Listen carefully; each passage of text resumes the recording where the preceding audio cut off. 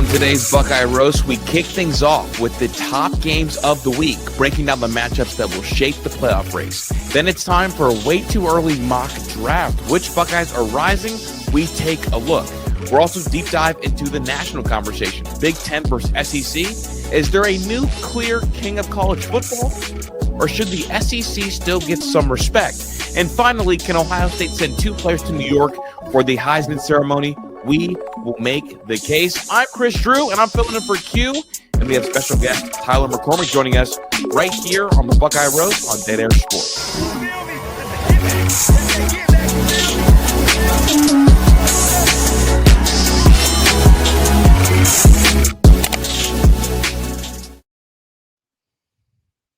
Good morning, good morning, good morning. We are back for a special edition of the Buckeye Roast. It's your boy Ron James here with the guys from the I-71 Rundown, Chris Drew and Tyler McCormick. Fellas, how you doing? I'll go first. I'm doing really good. We're happy for the I-71 takeover. I just wanted to go first one time today just so I could say I spoke on your show before Tyler did. Go ahead, Tyler. What up? How we doing? Good, man. He asked how we're doing. We're doing good. I'm doing good. How are you doing, Tyler? Is the real question. I'm good. I mean, my 2 kids were kind of a pain in the ass just tonight before everything, but we're good now. We're good. Hell yeah. I mean, you guys are filling in because our guy Q decided to ditch me for a WNBA game. When he told me that he was getting box seats for a WNBA game and wasn't going to be able to record, I was like, I guess. So shout out to you guys for filling in. It is a big thank you. You guys watch the show. You know how this thing starts. I try to bring a stat. I try to bring a number. I try to bring something at the beginning of the show. Today, I have a number. The number is 3. Any relevance to that number? 3. I mean, there's 3 of us here right now together. Good guess. Not it. Tyler, Nothing. 3 is the number of hours I got of sleep last night because Q decided to drop a joke at the beginning of the show that I had to edit out of yesterday's episode. And I was up until 4:30 in the morning trying to get out yesterday's episode. So anyone who enjoyed yesterday's episode, throw an extra like on today's episode because your boy got no sleep yesterday because Q thinks he's Mr. Funny Man in Scottsdale 3 hours behind while I'm recording at 3 in the morning. You know, At some point, we're going to launch a members-only stuff, so be on the lookout for that. And at some point, I think the 4 of us need to all get on the microphone and do like a little tell-all to how this came to be. And we'll put that in the most expensive tier, just so we know the real loyal fans that won't burn us later on will rock out with that, right? But honestly, if you're here now, you're probably one of those fans, so who knows? Boys, I got some dirt on young Chris Drew. Oh, chill. I've been knowing Chris Drew for a long time. Dude, Tyler knew me when Tyler knew me when it wasn't cool to be weird. But anyway, Ron, I don't want to take too much time. You're on it. No worries, man. I appreciate you guys filling in. We got an action-packed show, so we're gonna get right to it.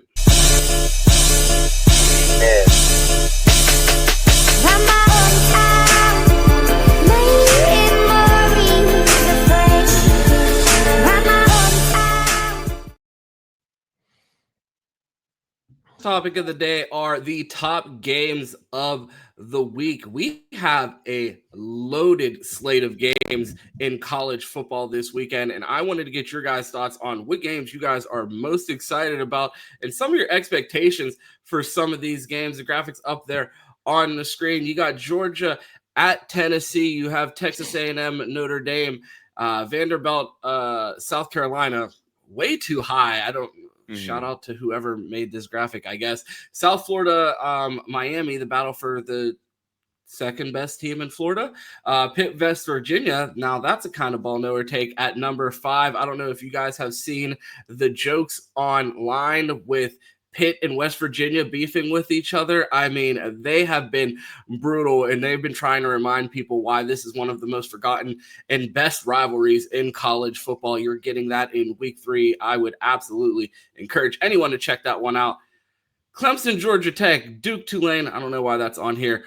Ole Miss, Arkansas, again, why? Wisconsin, Alabama, not a big game to me. Cal, Minnesota. Where do you guys want to start? Well, are they missing a game? LSU, Florida play this week too. And Ohio and Ohio State, the battle for Ohio. I mean, it's an action-packed schedule, but that's a great shout on the LSU, Florida. Maybe they're that low on Florida after they just lost to South Florida. They're like, is that even a big game anymore? I think that Garrett Nussmeier and Brian Kelly are going to deliver the kill shot on Billy Napier's tenure in Florida. Whoa, kill shot him. I was going to say that game is better than that Duke-Tulane game, right? Unless the Duke-Tulane game is up there for the simple fact that Mensa went from Tulane to Duke, and it's like a storyline game. But other than that game's not that interesting to me, considering what Illinois did at Duke. But I do want to circle back to Tyler's LSU-Florida thing.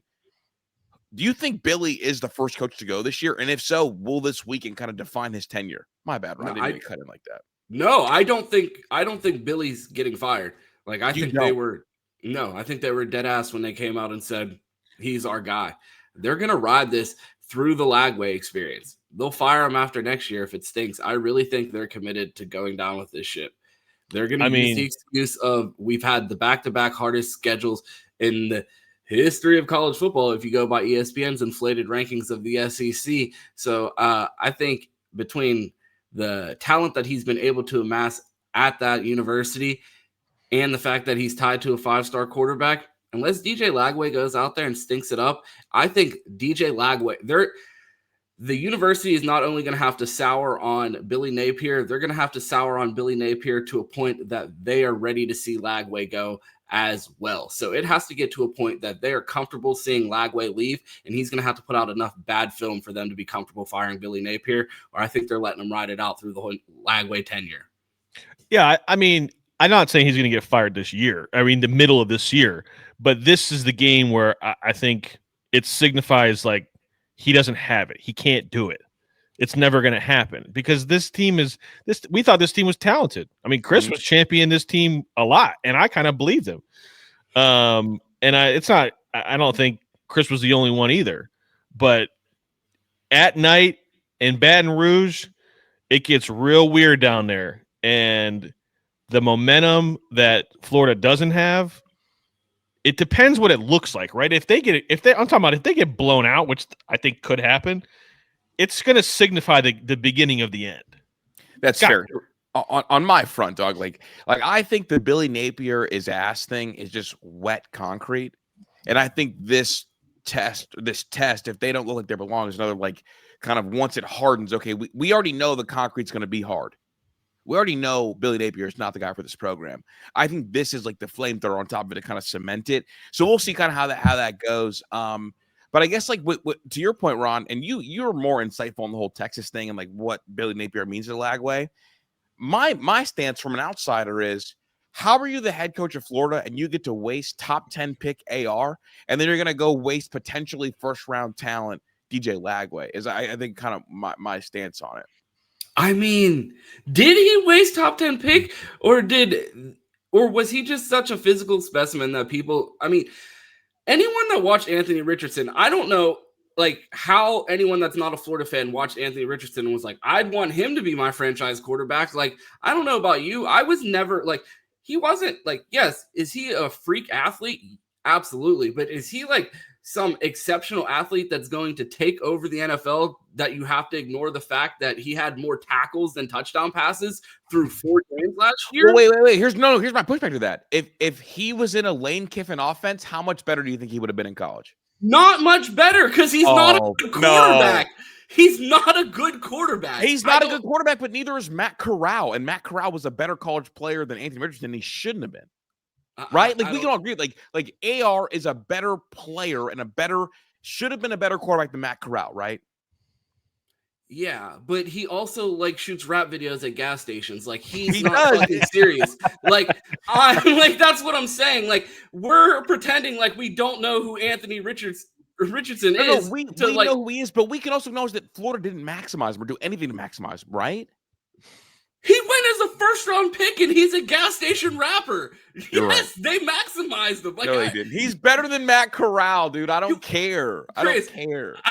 As far as maximizing Anthony Richardson's potential, how much higher could he have gotten drafted? Well, here we go. I don't think he got drafted based on maximizing potential. I think he got drafted off the mystery of we think there's a lot of potential here. Like he left Florida unpolished. And my point is, like, we're now going to go through two super toolsy quarterbacks that we feel like we just didn't even scratch the surface of their talent because Billy Napier and the infrastructure there doesn't benefit them. Yeah, I mean, and I wouldn't even say the infrastructure. I think the roster is there. He needs to give up play calling. And Billy Napier calling plays in 2025 is disgusting. You're right. And I'll be honest with you, I didn't even know that Billy Napier called plays until he said that. Well, in addition to the athletic department coming out and saying that they are sticking with Billy and he's their guy, Billy has also come out and confirmed he's sticking with the play sheet and he will continue to call plays. And I guess, as someone said in the comments, I gotta respect it. He's going out on his own sword. I think Lagway is a good enough talent that they're gonna find a way to get it right. And we'll see on Saturday how legit this USF team is. Like, if USF goes in and beats Miami by 7, how do you feel about that Florida loss? I mean, isn't it a better loss then? Because that's what I'm saying. And I don't think anyone's out here is anyone if you got to hire a coach tomorrow, are you hiring Billy Napier or Alex Golesh? Alex Golesh. I mean, I'm probably hiring Alex. That's what I'm saying. So it's not like the Florida Boosters are going to be like, wow, man, he went out there. I mean, yeah, they're more talented, but so is Miami. If Miami goes out and loses this game, if I'm Billy, I'm like, second best team in Florida. Tell Florida State, let's line it up for second place. Like, USF is just like that this year. That's funny. No, I mean, I guess I agree with you to a point. I mean, I know Billy Napier's got to be the biggest USF fan this weekend, point blank, right? We all agree with that. Absolutely. Every Florida fan has to be rooting for USF. Just also, for note, Billy Napier's buyout is $19.38 million. Which would be top 5 paid all time. Paid all time? That would be the top 5 in college football? Mm-hmm. Mm-hmm. Which is crazy because Jimbo Fisher holds the record by 60 million too. Yeah, well, Kalen DeBoer, we'll see what he has to say about that come the end of October. Take a look at that Alabama schedule and see how big a $70 million buyout looks. It's not just 70; it is the $10 million for his staff and the $20 million to buy out the guy they want to hire. That's a $100 million deal. Well, they better start saving. When you look at this schedule, man, there's so many other games to be excited about. You see, Georgia. Ron, do you believe in this year's Miami team? I have a funny saying, and I've been saying it to Chris and Cam for the past couple of days. If Miami is the 5th best team in the country, there's only 4 contenders. I 100% agree. I just told Chris that Miami is the toddler that hasn't had a nap yet, and you're just waiting for the crash. Exactly. You're just waiting for Mario Cristobal to be Mario Cristobal, and it's ultimately going to happen. And, Dabo Weenie is proving that, I tried to give him his flowers. I looked at this roster. He finally went into the transfer portal, and I'm like, this guy, he's finally coming into the modern era of college football. He's using God's NIL to rebuild this program. He has 2 national championships. This is a guy that should be respected with the roster that he's bringing out. And then he goes out and lays an egg and then almost loses to Troy. I'm completely off this Clemson bandwagon. The ACC has the potential to be a complete clown show where they just destroy everyone's season, and then they're looking around at the end of the year all with black eyes like, this is why we can't get a TV deal, because everybody is halfway serious and they can't get through a conference schedule without screwing it up. And it's looking like Miami's the front runner. And a week ago, if you asked me, I'm like, man, the ACC looks like a legit conference this year. And now we're heading into week 3, and I'm like, Miami is the 3rd team. I mean, Miami's the best team in this conference. I can't take this conference seriously. It feels like a 4-team race, and I don't even know how confident I am in saying who those 4 teams are. It feels like the Big Ten plus Texas, and you got your top 4. But I did want to talk about this Georgia-Tennessee game. Last year, a lot of hype going into this game. A lot of people thought that Nico was going to be able to clip Georgia, and Georgia goes in there and smacks them in the mouth. Do you think this game goes any differently? I mean, we watched Georgia struggle in years past in early games and not look as hot coming out the gate like we just saw them do last week against Austin Peay. Do you expect a little bit of a sleepwalk into Neyland, or do you think Kirby's going to come in there and remind them that he's the top 2 coach in the country? That's you, Tyler. I got Tennessee.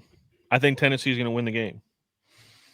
I think Georgia's quarterback and offensive issues, like Kirby Smart's been masking that for the last 16 games, and he can't mask it anymore. Because I think Josh Heupel finally has a guy that's throwing. He has a guy who can run the offense that he wants to run, like Hendon Hooker did, and I don't think Georgia could keep up. I think it's time. I think this was the year that Georgia was going to take a step back. And then, of course, Alabama had to go lose, and like Georgia's going to walk to the SEC title game again. But like, I think this is one of the games they're going to lose. You know, it's fascinating because like I can't tell if Heupel is extremely petty or if he just likes Joey Aguilar a lot more than Nico. Because it does feel like they really have opened it up. And I don't know if it's like we're going to show Nico what he left and like seeing that lost week 1. You know what I'm saying? It feels like a petty open up because Nico can make all these what throws. I want to ask you is, which one of these guys do you think is a better quarterback? Because it's not like Nico's lighting the world on fire at UCLA. Did Josh Heupel just say, you know what? You're not even that much better than this guy. Get out of here, and we'll just make it work. You look at Joey Aguilar's stats: 5 touchdowns, 535 yards, 0 interceptions. I think he might have fell upwards, right? Like you get fired. And that's what I was going to ask. That's a great way to put it. We saw Georgia get the win last year. Does Tennessee have enough to get them over the hump? Obviously, we know the departures that in James Pierce and others on that Tennessee defense. Is there a possibility that they go in there with a better offensive attack to attack this Georgia defense than they did last year with Nico? I mean, I think the current Tennessee offense is more frightening than the last year Tennessee offense, right? And I think also this year's Georgia, I think, is going to score less than last year's Georgia. So if I think my offense can attack you a little bit better, and I think your offense can't attack us as well, I think I'm inclined to agree with Tyler on this. The way that Kirby Smart was behaving with transfer portal quarterbacks lets me know everything I need to know about Gunnar Stockton. He was twerking for Kyle McCord. He absolutely was. He was going to pay Kyle McCord a lot of money. Yeah. A lot of money. I mean, you lead the FBS in passing, you demand a pretty penny or a practice squad spot. I digress. I want to talk about the second game on this list, Texas A&M Notre Dame. And it's so crazy because it felt like the talk all offseason leading into the month of September and the beginning of the season was the regular season doesn't matter anymore. The 12-team playoff has absolutely ruined it. If we go to 16, none of these games will matter. It is week 3, and we are having a conversation of if Notre Dame loses this game to Texas A&M, do they have a path to the playoff? We're talking about an independent team that doesn't have an opportunity to play for a conference championship, an ACC that has potentially 3 contenders. Let the SEC tell it. They should have 18 teams in, and they only have 16 in their conference. Like, I don't see how Notre Dame is going to have a case if they go in and drop this game to Texas A&M, one of the teams that most SEC fans probably would argue is not a playoff team, and they lost to Miami, who we just talked about being an unserious program representing an unserious conference. What argument does Notre Dame have to make the playoffs if they lose this game? They're number 8 in the country and have not won a game yet. I mean, they have the only big game they have left is USC, and they better pray that Lincoln Riley still likes playing defense by like week 9. That's a big ask. I know. I guess for me, like Ron, you nailed it. Like I don't know what Notre Dame is. If they lose both the games that were quote unquote need to win games, like to kind of excuse them for not being in a conference. If they lose both those games, I think it's a tough scene for them, right? Yeah, I mean, the only opportunity that I would see on their schedule for potential ranked wins the rest of the year, if Arkansas decides to get a win and they're still undefeated by September 27th, that could be a ranked SEC team. USC on October 18th, that could be a ranked team. They are still currently undefeated.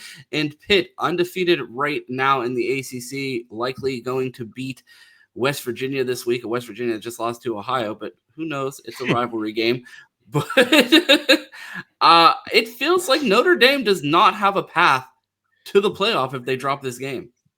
No, this is a playoff game for them for sure. If Marcus Freeman is who everybody talked him to be, he has to win this game, right? Like if you're a big time coach, if you're a top 6 coach of college football, like you don't lose back-to-back games, do you?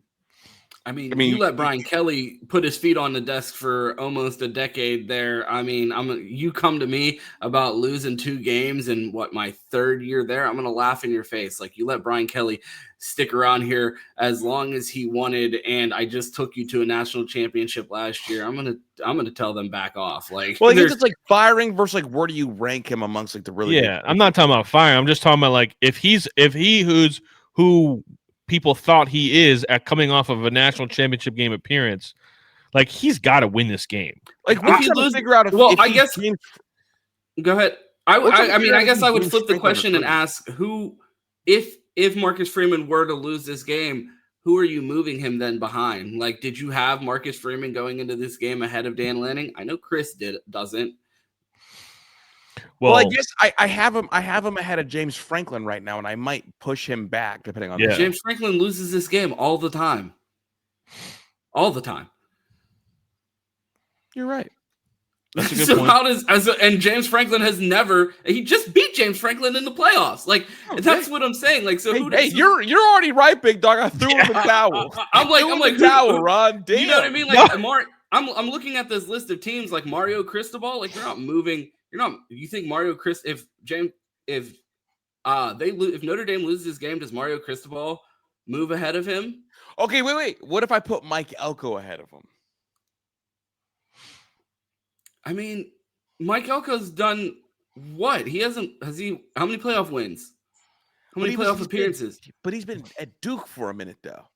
Yeah, and that's what I'm saying. So how can you leapfrog him there? I mean, Marcus Freeman took Notre Dame to the national championship in what, year 2? This is year 2 at Texas A&M with Mike Elko with the same, if not more resources when it comes to finances and resources around the program.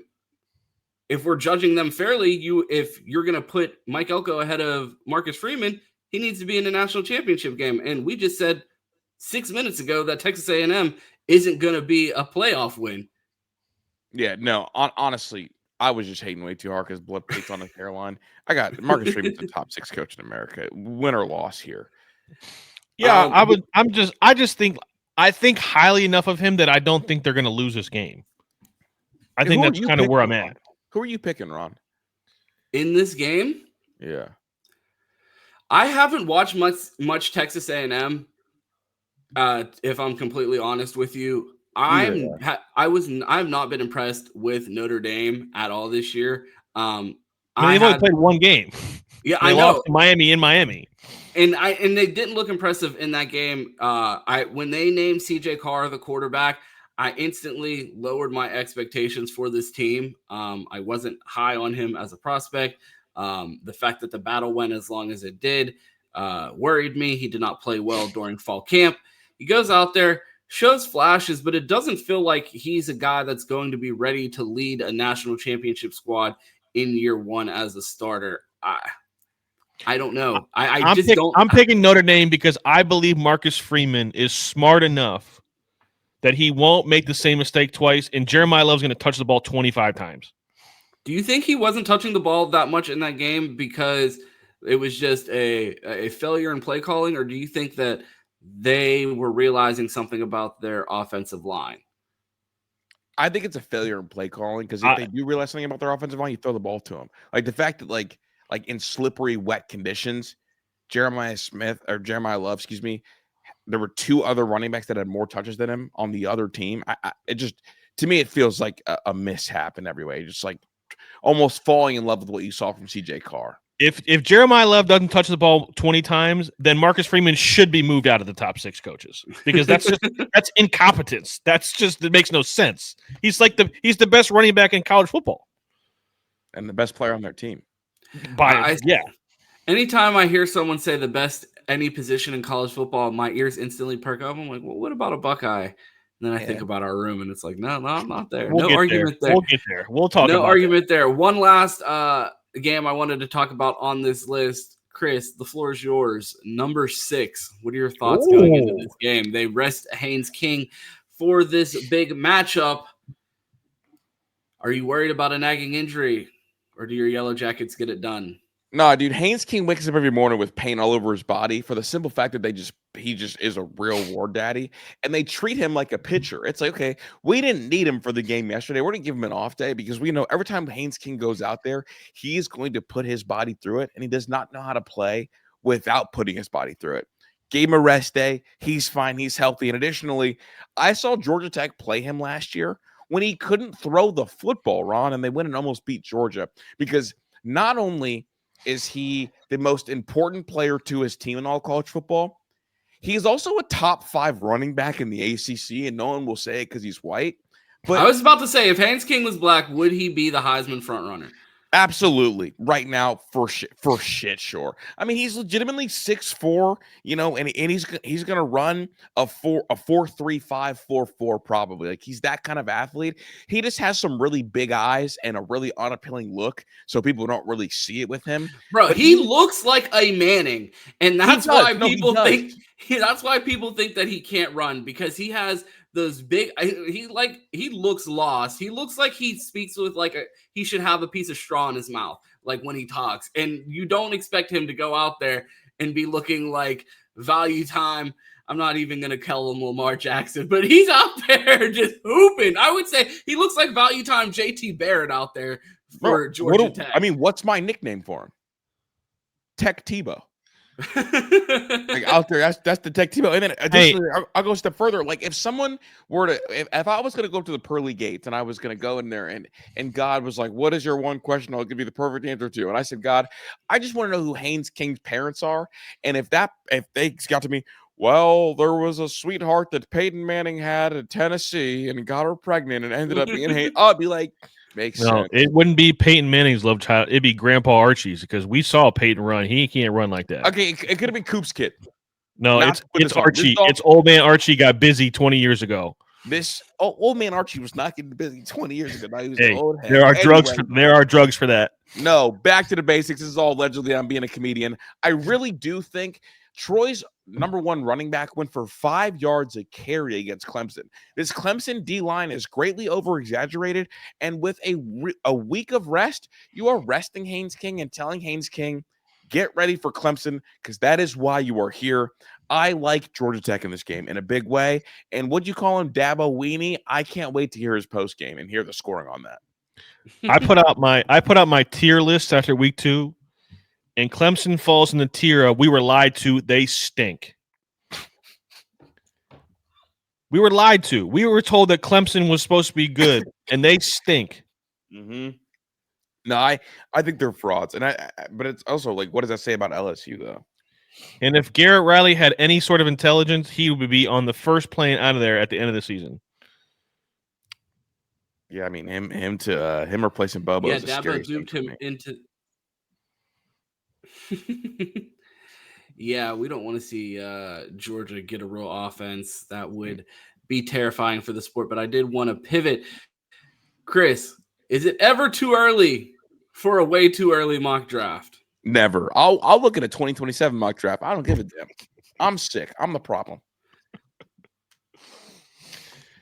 So there is a way too early mock draft out already for the first round, and there are 3 Buckeyes in it. Would you guys like to guess who those 3 Buckeyes are? Caleb Downs is the first pick to the Browns because the Browns is the Browns. Is it really? No, Carnell Tate. No, actually, Tate. We'll discuss who the top 5 picks are, but Carnell Tate's on there, right? Not Caleb Downs. Actually, Carnell Tate. Say that again. Say Carnell Tate again. What? No Carnell. No Carnell? I don't even want to see the list. No Carnell. You got It's irrelevant. You got one with Caleb Downs. There are two more on it. Is Igbinosun on there? Igbinosun is not on there. I mean, Jermaine Matthews is draft eligible. It is two players that play the same position. Sonny and Arvell? Sonny and Arvell. They have Sonny Styles going at pick 20 to the Minnesota Vikings, and they have Arvell Reese going at pick 18 to the Tampa Bay Buccaneers. The top 5 picks in the draft, Garrett Nussmeier going number 1 overall, staying in his hometown, going to the Saints. They have the Browns, drum roll. True. You'll never guess. They have the Browns taking a quarterback, and Lenore Sellers at number 2 overall. Number 3. Stop it. They have at number 3, they have Chris's New York Giants taking Spencer Fano. At number 4, they have the Jets, which, I mean, come on now. We know Justin Fields' Jets are not going to be picking at number 4, but they do have Peter Woods in that spot. And then rounding out the top 5, they have Ruben Baines, Caleb Downs coming in at 6, right behind Ruben Bain. Your guys' thoughts on those first 5 picks? Ruben Bain, I think Ruben Bain's been better so far than Peter Woods. We'll see how things play out. I don't think Lenore Sellers is a top 10 pick. I think I think Drew Aller has a better chance of being a top 10 pick, personally. You ready for my hot take? What's your hot take? Francis Malgo is a top 3 pick. Okay, that's the OT from Miami. That is Miami's offensive tackle. He is an absolute freak show. He's gotten better monster. every single year at Miami. He has the frame. He has the pedigree. I think that is going to be, I mean, I think they have him at 9 in this mock draft. I think when you have a can't miss tackle prospect like that, you take him in the top 3. I saw a mock draft of him going early as well, actually. I mean, he goes up against Ruben Bain every day. Yeah. No, I don't think that's as hot as you think it is, Ron, because I think I've seen that, actually. Somebody's mocked that. He's a monster. Ron's mocked that. That's the Ron 3 mock. That's the Ron 3 mock. If the Browns draft Lenore Sellers, send Andrew Berry to Alcatraz. I saw Tony Gerdeman. He put out a fake mock draft. Like, you know how people will go on like PFF and they'll do their mock draft for their team, and he did one for the he did one for the Browns, and he drafted 4 more quarterbacks. And I replied to it. And I said, "No running backs?" Question mark. And there were people. I absolutely hate it here. There were people responding to the conversation as if like we were both serious. Like, they just took 2 running backs. This idiot has 4 quarterbacks in this mock draft. What is he talking about? We just took 2 quarterbacks, and it's like, it's the Browns, man. Hey, quality through quantity, baby. I mean, that's a Steelers rage bait. Got everybody to bite, Ron. Absolutely. They have the Steelers drafting your guy, Chris. Who's my guy? Drew Aller. They got William Howard there. They don't need Drew Aller. They got William. Be for real. Bill Howard, better quarterback than Drew Aller. I digress. Ron, Chris and I have a bet from 2 years ago on a steak dinner. I said that Drew Aller would not be a first-round quarterback.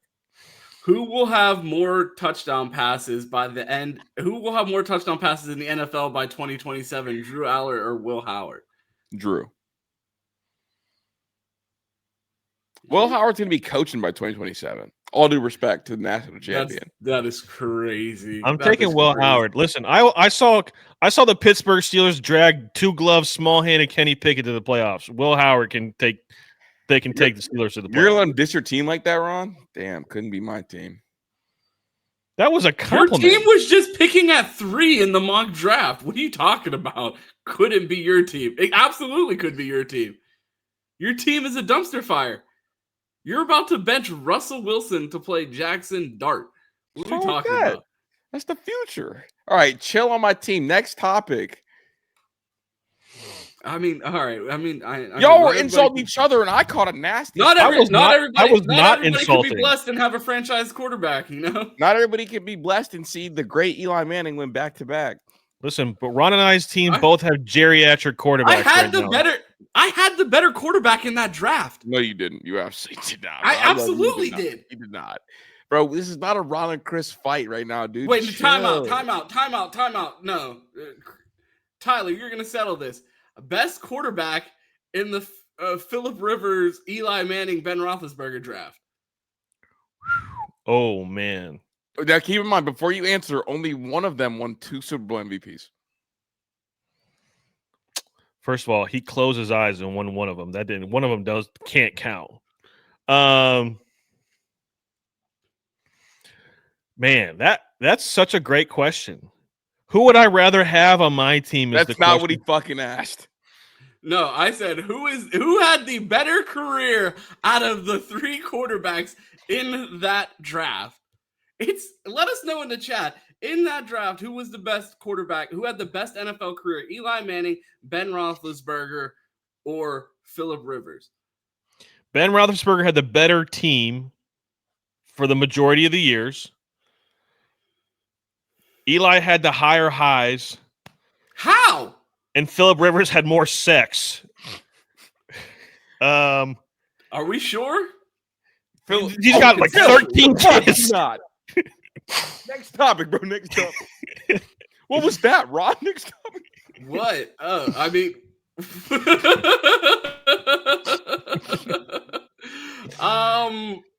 So the Big Ten. Let us know in the chat why Ben Roethlisberger is better than Eli Manning and Phillip Rivers. I'm taking Ben Roethlisberger. Thank you. No, time out. We're gonna have to do a dive into the numbers real quick. Eli Manning career numbers. I think I'm taking Big Ben. I think Ben was a better quarterback than Eli was. Wait, but Tyler, what's the best ability? Availability? What do you mean? Eli Manning went the entire career without getting beat a hurt. case and wrecked a motorcycle and still had the same amount of Super Bowls. What are we talking about? All right, I have our side-by-side comparison. Head-to-head, Ben Roethlisberger, 3-1.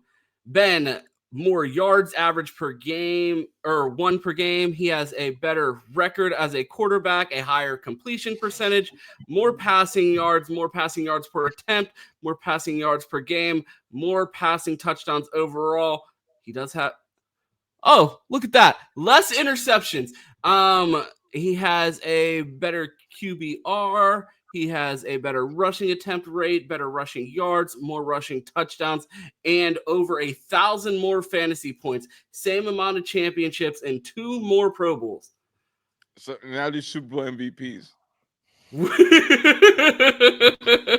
What are we talking about, bro? Does Ben even have 1 Super Bowl MVP? No, his Super Bowl. Or did James Harrison get that from taking that interception to the crib? Yeah, and Hines Ward for the past Antoine Randall. He didn't even have the best pass in his first Super Bowl. Ben has 2 Super Bowls? Yes, he does. Yeah. And went to a third and lost to Aaron Rodgers. I'm sorry, Chris, but Ben had a better career than Eli did. He was a better player. He was a better player than Eli was. He was a better quarterback. If you beat Tom Brady, it counts for 2 Super Bowls. The fuck out of here. I mean, technically, he had to go through Tom Brady to get to those Super Bowls. But actually, Ben Roethlisberger actually never beat Tom Brady in route to a Super Bowl. Fun fact. I digress. Big Ten versus the SEC. Is there a new king? I want to bring back up the AP poll, even though, I think Chris is going to be doing a deep dive into the AP poll and how unserious that is, to be on the lookout for that. But when you look at this AP poll, I believe there are 11 SEC teams, if my math is correct. 1, 2, 8, 9. Well, they stuck the last 2 in there, 10. dude. Yeah, 10, 11. Yes, 11 SEC teams. But then you look at the top, and 3 of the top 5 are Big Ten teams. You go down to the next row, you see Illinois in the top 10. It feels like The only thing propping up the SEC is this idea that the middle of their conference, when they beat up on each other, is more impressive than when the Big Ten does it. And it seems to be a fleeting narrative because, like you guys said, these last two teams were snuck in. You just saw Florida fall out of the rankings. Do you feel the tide changing? Yeah, I mean, if you look at the AP, Auburn and Missouri, and there's no shot they finish inside the top 25. There's no way. Alabama probably doesn't either because they're probably going to lose like 5 games this year. And Michigan's probably the only one that might fall out as well. Illinois is not good. Illinois will be ranked in the top 20. They'll be ranked in the top 20 by the end of this season. You also have USC and Nebraska currently not ranked. Yeah, Nebraska's going to beat Michigan. They'll be in the top 25. And if you, like I said, if Lincoln Riley keeps playing defense, if he doesn't stop playing defense, they'll be in the top 25 as well. So a fun way that I want to go through this and talk about these SEC teams is I want to start with Missouri and work our way up the top 25 of SEC schools and see how far we get before you would say you would not take USC or Nebraska versus either one of these teams. Would you take USC or Nebraska over Missouri in a neutral site game? Yes, I would. I would take both. How about Auburn? I would take both again. Yes. Now, Alabama, as much as I like to dance on their grave and say this dynasty is over, the end of the day, it's still that Scarlet A. And when I see that, I put a level of respect on it. How confident would you be in Dylan Raiola beating Alabama? Super confident. Bookmark it right now. Not as confident. I'm super confident. I'm incredibly confident. I think Alabama's a broken program. I think it's broken right now. It's fractured. And USC. I think USC has more firepower offensively. I know what they can score points. I know they're gonna score points. So yes. I'm taking both easily, dog. I don't think you guys understand like what Florida State did, and I think that it's now skewed because Florida State's now number 10 in the country, but like Alabama isn't Alabama anymore. Texas A&M, Tennessee, South Carolina. I just named all 3 of them because I couldn't even tell you which one of those teams I think is the best out of the 3 of them. And if you told me that any 3 of those teams was lining up against USC or Nebraska, how many of would they be favored? They should be. Yeah, they would absolutely be favored. Yes, they'd be favored. I do believe in South Carolina. I think South Carolina is pretty good. I'm a believer in South Carolina. So you would, but the other two, yeah, I would. And don't forget about Oklahoma. They're an SEC school as well. And I skipped over Oklahoma. Oh yeah. And we just saw them beat Michigan. I mean, do you think Michigan? We could even go back to 23. Do you think Michigan is better than either one of those teams? No. Michigan has to play both of those teams this year. Who do you have winning those games? Well, not only do I think Nebraska is better than Michigan, Michigan's got to go to Lincoln without Sharon Moore. Is that a bad thing? I mean, considering the blob that they decided to make their acting head coach, maybe. I don't know. We don't do Biff Poggi disrespect here. No, I mean, yeah, I think Matt Rule is a really. I believe in Matt Rule more than I believe in Dylan Raiola, but Matt Rule's a better coach than Sharon Moore. So yes, I would take Nebraska over Michigan. I am taking Nebraska over Michigan. I already said that. Yeah, when we did our Big Ten schedule preview, I took Michigan in that Nebraska game, so I'm going to have to roll with my original prediction. I do think Bryce Underwood does get better over the course of the year. I did want to talk some Buckeyes. We've done almost 45 minutes of national talk. I see Chris falling asleep. I'm like, man, these are the night is young. The night is young. It's only 11:30, and I'm normally recording these shows at 3:30 in the morning. But I appreciate Chris and Tyler doing this because Q is starting a WNBA podcast. So I wanted to ask you guys about Ohio State because we're focused on the important things around here while Q's out there gallivanting, watching women's basketball. Can I ask you a question about Q's basketball thing real quick, and we can just gloss over it if we want to. Yeah. Whenever you see like a girl at an NBA game, either in a box or courtside, what's your first thought out of curiosity? Someone flew her out. Okay, just ask her. I don't know if Q's looking to be on the fly-out squad. He's tall, light-skinned. Does he have green eyes? Is he Kelly Oubre or are his eyes brown? I haven't looked too deep. I've been doing a show with him for 3 years. I don't know what color his eyes are. I'm just saying. It's a good answer, Ron.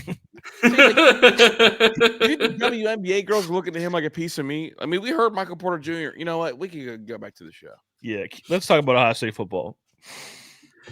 Ohio State football. I wanted to talk about New York.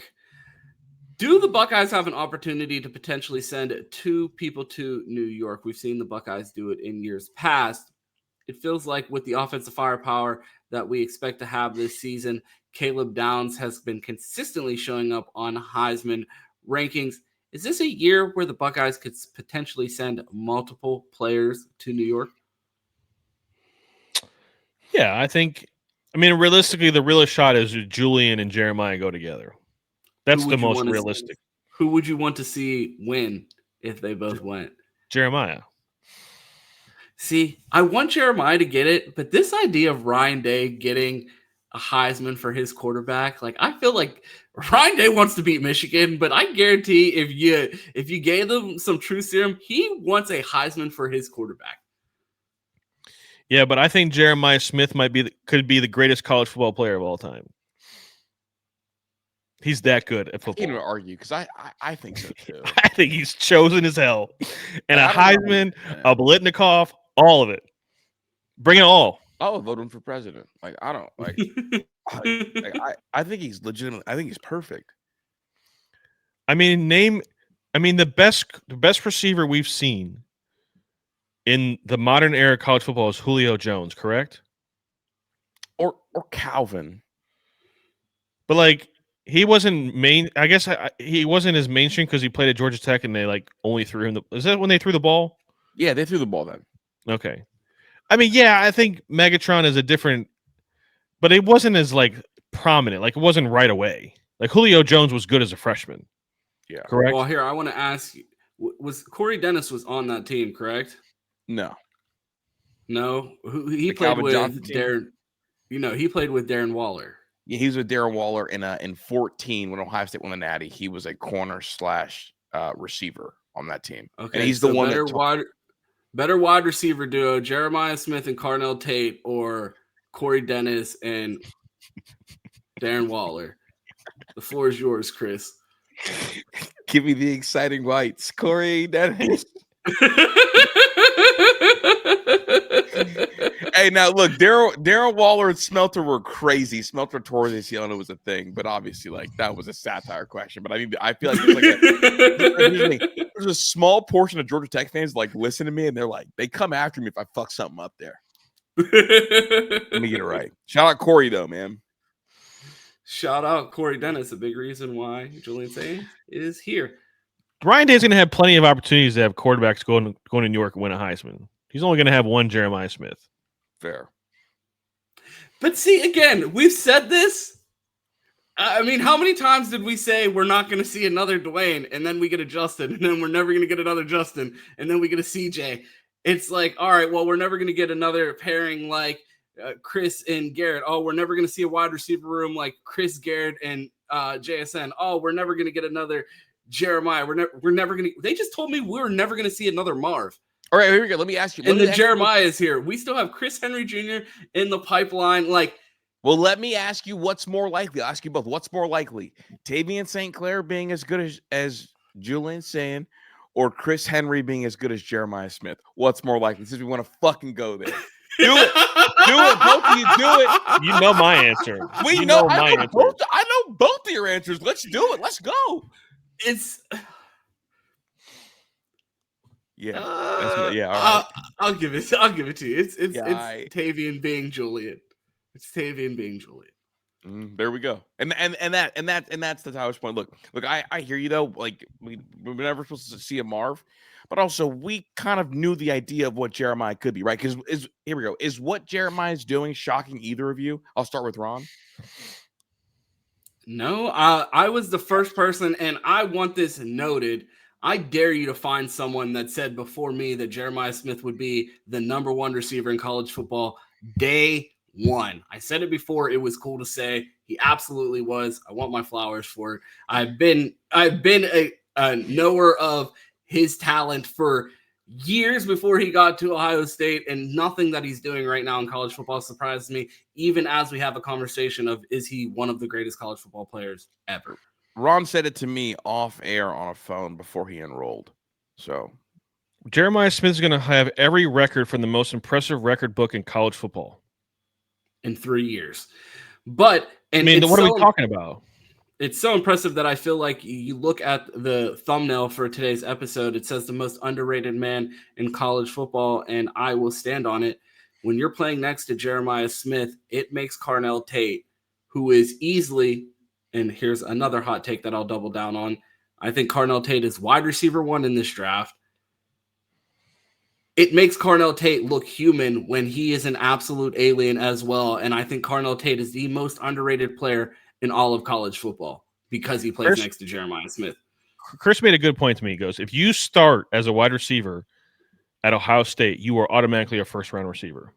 You can't be a starting receiver at Ohio State and not be drafted in the first round.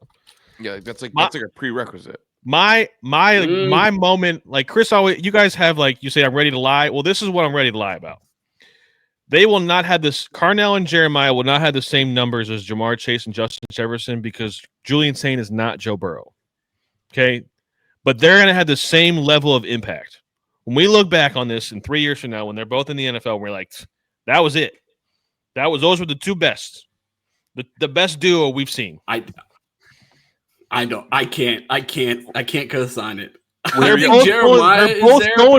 They're both going to go for 1,200 yards. Both of them this year going for 1,200 yards. Yeah, but that would take them to 24 total when you had Jettas and Chase do it. We said not statistically. They're not going to have those numbers because Julian Sayin is not going to throw for 5,500 yards. Can I ask a sub question just for both of you real quick? Do you think Carnell Tate will be a top 20 pick when he gets drafted? Absolutely. Will he or should he? There's two different. Will Carnell Tate be a top 20 draft pick when he gets picked? I'm going to say yes. I think so because he's going to be the first wide receiver drafted. Because when you look at this big board, you have Jordan Tyson at Arizona State, Antonio Williams at Clemson, Denzel Boston at Washington, and then Journey Bernard at Alabama. Like none of them are going ahead of Carnell Tate. Well, then I want to use this to kind of back up the point that Tyler was making. People have a skewed view on Justin Jefferson, what he was at LSU and how he was viewed nationally, because he never won a Biletnikoff and he was not a top 20 pick. Did you guys know that? No. Justin Jefferson was not a top 20 pick and he didn't win a Biletnikoff. It was Jamar Chase was the top 5 pick and Justin Jefferson was outside the top 20. So if you want to talk about just impact, like how he's viewed, now I know that they're going to duplicate it in NFL success early.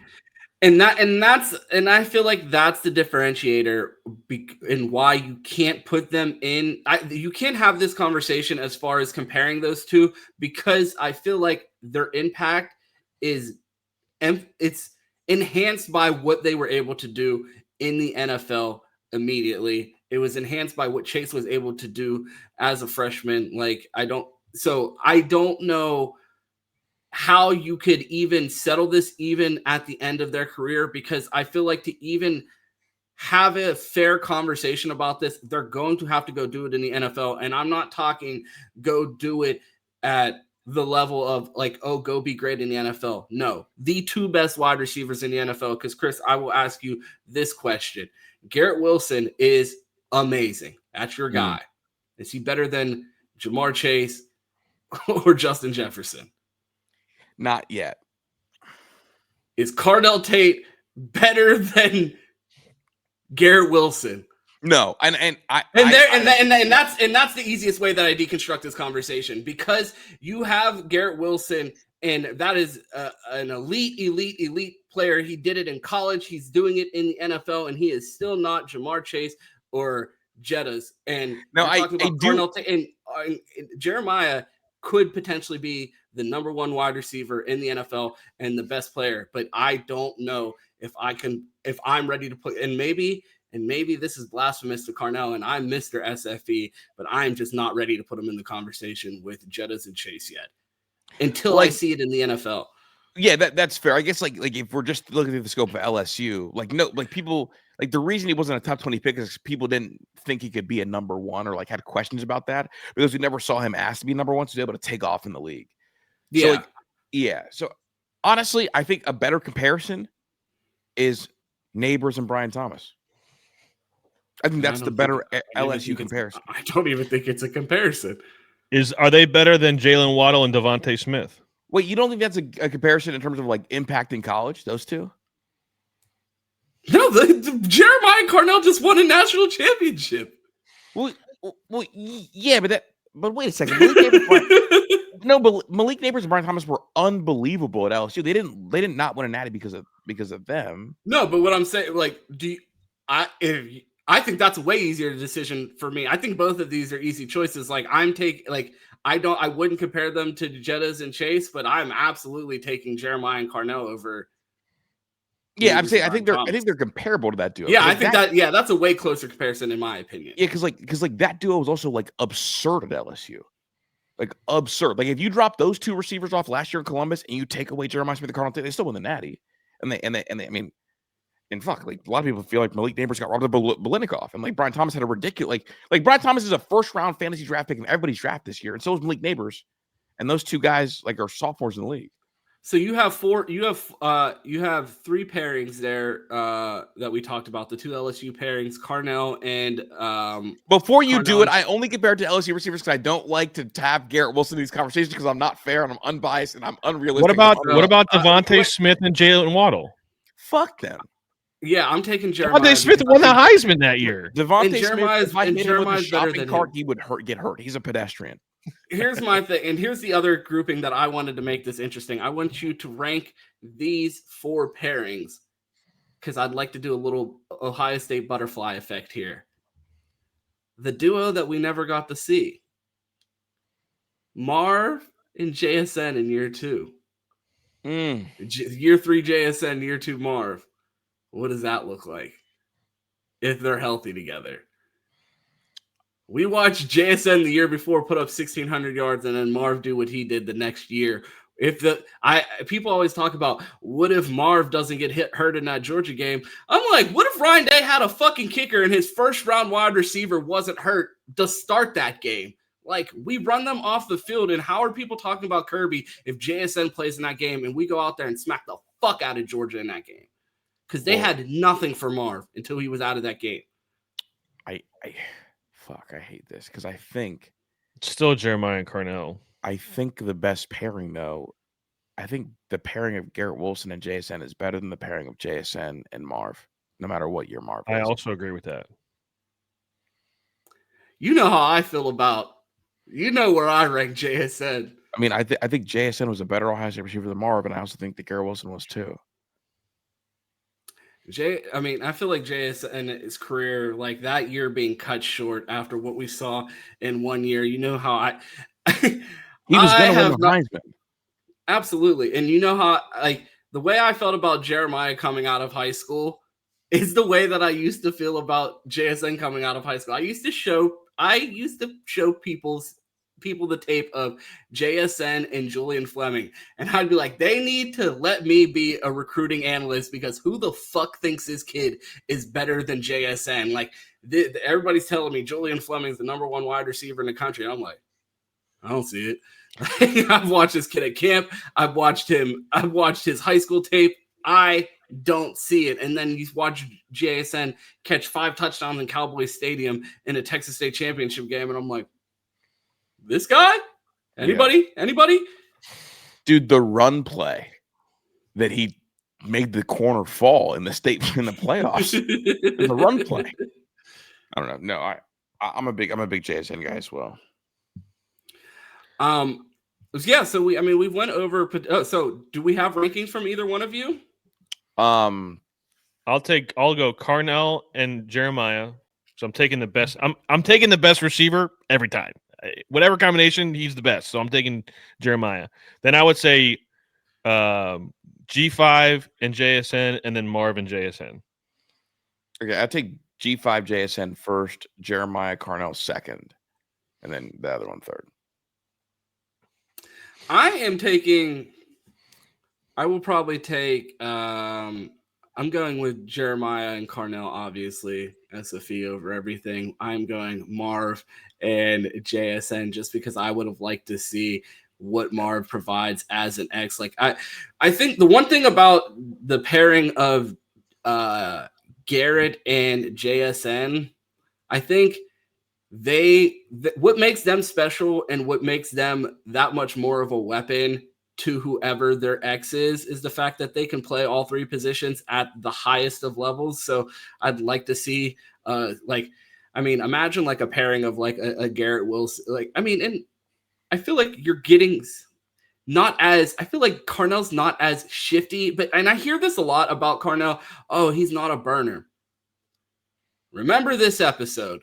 When Carnell runs the 40, it's going to be the Garrett Wilson moment over again, where everybody's like, I didn't think he was that fast. I don't know if he's going to go out there and run a 4.3, but I'm telling you, Carnell Tate is significantly faster than people give him credit for.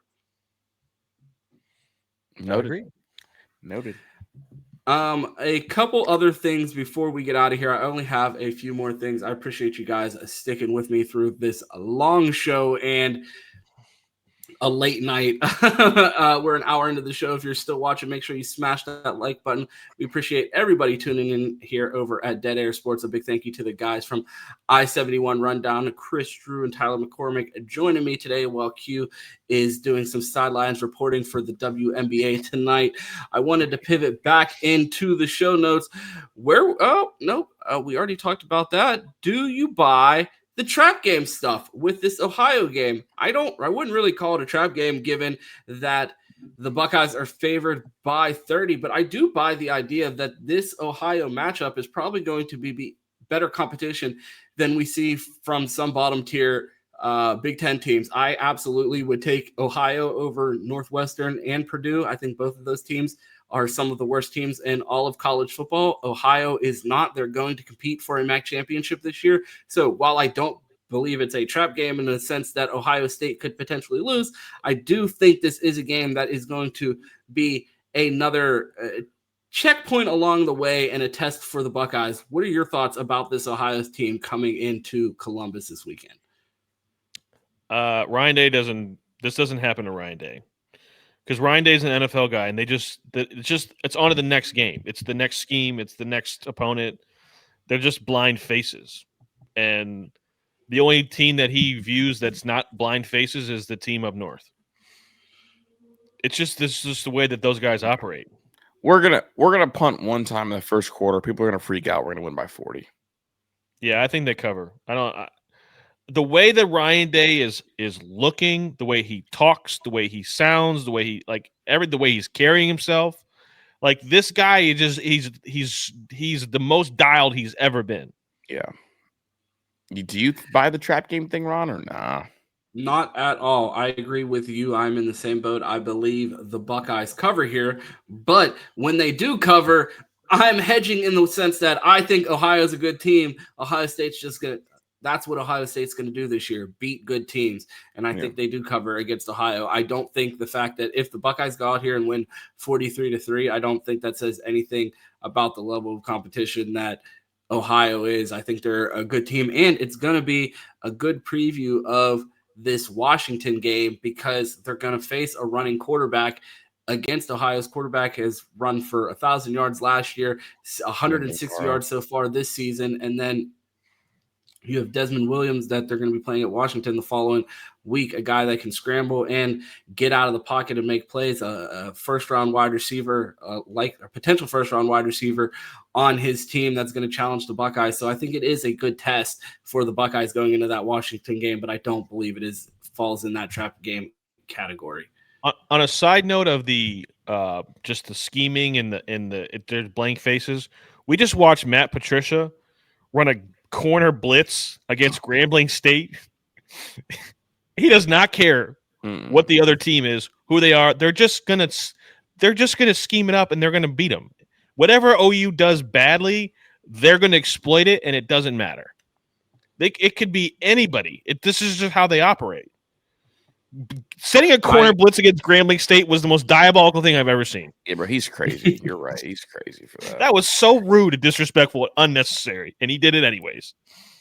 I wanted to pivot to the other side of the ball. It felt like the Buckeyes took a step forward against Grambling. I know it's a step down in competition, but you really saw the playbook open up, and the Buckeyes take some more shots. If you look at this Ohio State offense through 2 weeks, do you feel like there's any weakness at this point in the season? I wouldn't say there's a weakness, but there is something I'm keeping my eye on. And it's with the running game. In 2023, they had 24 runs of 15 yards or more. 24. Last year, take a guess, Ron. How many runs of 15 yards or more did Ohio State have last year? I'm going to say at least 16. They had 48. Jesus. 48 runs of 15 yards or more. So the complaint that's going on right now is like, one, we've played probably the second best defense in college football, and we also played maybe the worst team in college football, and we only have 3. And 2 of them came from the guy who's third string. So until this team starts to have some explosive runs of 15 yards or more, like if CJ Donaldson and James Peoples don't have a big run, but each of them, and Bo Jackson does because he's going to get to play again, then a serious conversation needs to be made about Bo Jackson getting to run with the starting offensive line. Because that's what separates the 2023 disgusting offense that we saw versus the 2024 offense that won a national championship.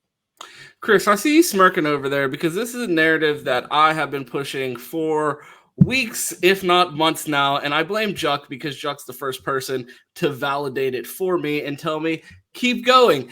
And like, I've been told stop pushing narratives multiple times in this case when it comes to this situation, and I feel like I've pushed far nastier narratives in my past. I feel like this is definitely in the tame category, and I've been letting Buckeye Nation and the Lunatic Fringe bang the drum and have been avoiding really pushing the envelope here. But like, how long do we have to do this?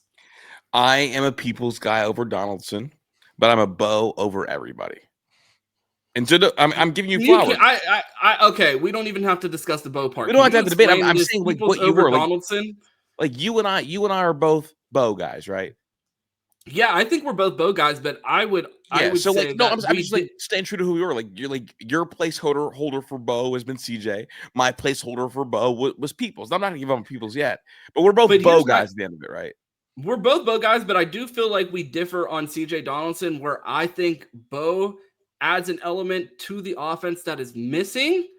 I still feel like CJ Donaldson adds one of the most crucial pieces to this offense, and it was something that Quinshon Judkins added to the offense last year that we didn't see out of Tony Alford running back rooms, and that's the ability to fall forward. And I don't think Buckeye Nation understands the importance of those 2 extra yards and the way that opens the playbook for Ryan Day when they stay on schedule and they're not behind the sticks. And Ryan Day feels more comfortable dialing it up when the down in yardage is less than 6. That's why they ran CJ Donaldson so much against Texas, because he just kept falling forward. Exactly. A guy that keeps them on schedule. And that's where I'm at, where it's like, run Peoples and Bo Jackson all you want in these games that don't matter. Me, I'm like, put CJ Donaldson on ice, because I want that running back, that power back, to be running against tired SEC teams in the cold, a kid that has played at West Virginia, a kid that is at Ohio State. And I'd like to see someone, if the Buckeyes have to play a home game, try to tackle CJ Donaldson in 20-degree weather if he's able to rest and they're able to keep the carries balanced. Ryan Day talked about the distribution of carries last year, and like after the Texas game, he was like, oh, well, it's not that big of a deal that James didn't carry the ball that much. Trey didn't carry the ball over 10 times that often. I was like, yeah, that's because Trey was getting off the field with 70-yard touchdowns. To compare them and act like it's the same thing is a bit facetious. But Chris, I I feel like this is a huge game. We've been talking about it for almost 2 weeks, previewing these past 2 games, saying that this is an opportunity for guys to show the coaching staff that they need to play during conference play. And I talked to Cam on the phone, and he said, if I'm this coaching staff, I'm telling everybody in that running back room, sit back. This is the James Peoples game, and I'm giving you 20 carries, and I need to see something before we go into Washington. And I would not be opposed to that. I've heard about James Peoples in practice. I've seen James Peoples go crazy in practice. I've also watched James Peoples make almost 11 plus appearances now in games, and he has not had registered a 100-yard game. We watched Dallin Hayden register a 100-yard game as a true freshman. We watched Bo Jackson do it in his first appearance as a running back. At what point is it fair? Caffey has it 100 Yeah, TC Caffey. At what point does it become fair to question? I mean, we watched Travion Henderson win us games as a true freshman. At what point do we have the conversation? And is it not narrative pushing, and it's just a conversation of it's not looking like the way they're telling me it's supposed to look? I mean, the question is, which one of those 2 running backs, Bo Jackson and James Peoples, gives you as close to a replicate of what Travion Henderson provided you? I think James is closest to Trey. No, he's not in any. How are do you think James Peoples is faster than Bo Jackson? I think I do. He's not. He is not. No? I guess I think track times or anything. I don't personally I don't care who it is, but somebody has to give us those explosive runs, because those explosive runs change everything for this offense. Every year that they've had a back that can provide them in a Ryan Day era who can give them those 15-yard plus runs, it changes the way the offense operates, because now the defense has to play them differently. And as soon as that safety has to creep in even 2 yards closer to the line of scrimmage, it's bombs.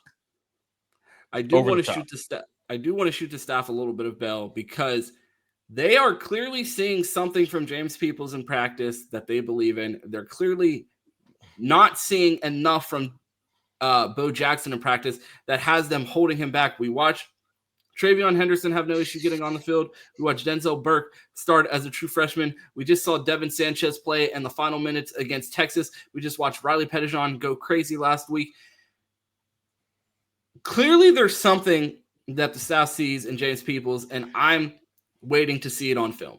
And I guess part of the thing is I think there's a Bo Jackson worry about irresponsibility. I mean, he was getting coached really hard at the end of the game for reaching across and fumbling from Ryan. And he was only getting coached really hard because I think Ryan does want to play him, but he's got to trust him. Kind of like this, similar thing we heard with James Peoples last year, that maybe he had some fumble issues in practice. That could be it.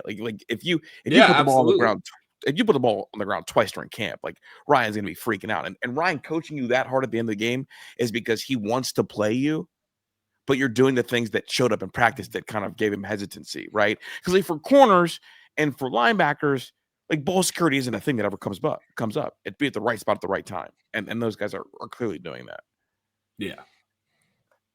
No, I think that's a great point, and we're just gonna have to wait and see. I definitely do think this is gonna be a prove-it game for the running backs, and it's going to be interesting to see. I feel like it'll be a reset of where the running back room stands when we see the carry distribution when they go to Washington in Week 4.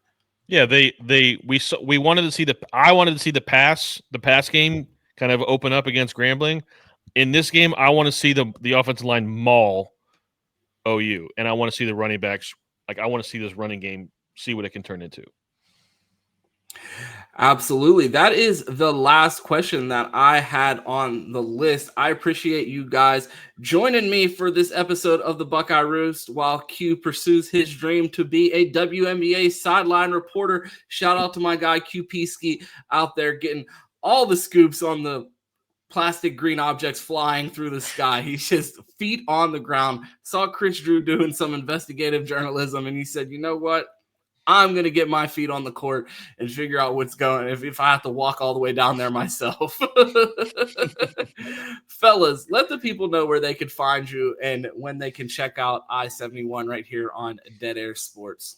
You can find us here and a little bit later today. A little bit later today, and I-71 Twitter account, I-71 Rundown, and then my personal Twitter is T McCormick 528, and find me here. If you want to stay up to date on all things Dead Air Sports, make sure you follow Dead Air Sports on Twitter. We retweet all the shows, I-71 Rundown, the Buckeye Roast, all things going on over here on Dead Air Sports. We appreciate everybody tuning in. Make sure you smash that like button. We have been doing great numbers around here. The channel continues to climb. The more you guys like that, hit that like button, the more it helps us grow. It costs you nothing. It helps us a ton. If you want to find me, you can find me here weekdays, Monday through Friday for the Buckeye Roast. Normally here with my guy QP Ski, but a big thank you to our guys for filling in today. 8 a.m. Monday through Friday for the Buckeye Roast. You can catch us, me and Chris Drew, in the Bleacher Report app for post games for instant reactions after every Buckeye game. So make sure you tune in and you're sub to the Ohio State team stream inside the Bleacher Report app. And then if you want to catch me on Twitter, you can find me at 2Ts. It's 2_TEES. We appreciate everybody tuning in. A big thank you to our guys from the I-71 Rundown. Make sure you check out their show. And you guys know how this thing ends. It's always go Bucks. And of course, OH. I-O.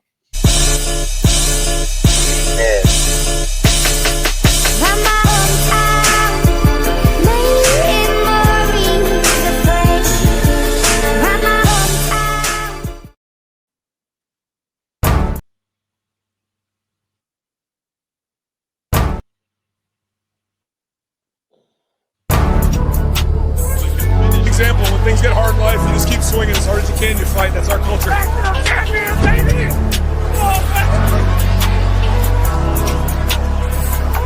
I promised you we had a plan. Remember that we talked about a plan? The plan was infallible. Part of that infallible plan is getting a team prepared, ready to go, so we start practice. Our coaches know what we got. And there's not one person in America I trusted more than Coach Mick and that staff. Think about this. 130 teams either today they report or they've already reported. 130. 16 weeks from now, there's going to be one champion. One champion in our conference, one champion on the side of our conference. And in the country, one team's going to do this. Not 36, not 48, not 44, one. That tells you how hard it is to be a champion. To do right all the time. To know your assignments. To have 11 guys play hard on every staff. That's hard. That's why there's one. I want a hungry team. I want a hungry team. I want a team that can't wait to get out there. Where there's a bunch of players that maybe, whenever you have a new coaching staff, you haven't played much, maybe you're trying to make a name for yourself, you're a hungry football player. I want a hungry team. And last one, most importantly, I've got to coach a few of them. I want an angry team. I want a pissed off football team. I want a team that has a little chip on their shoulder. Maybe something's been taken from you. Maybe something hasn't. Maybe something's been taken from you. Are you a team that's going to go get it? You're the Ohio State Buckeyes. You're an angry football team. You got an angry staff. You got a bunch of guys that are getting ready to start a journey. We're starting that journey tomorrow at 5 a.m. You're a hungry football team, and I'm proud to be your coach. There's a plan in place, right?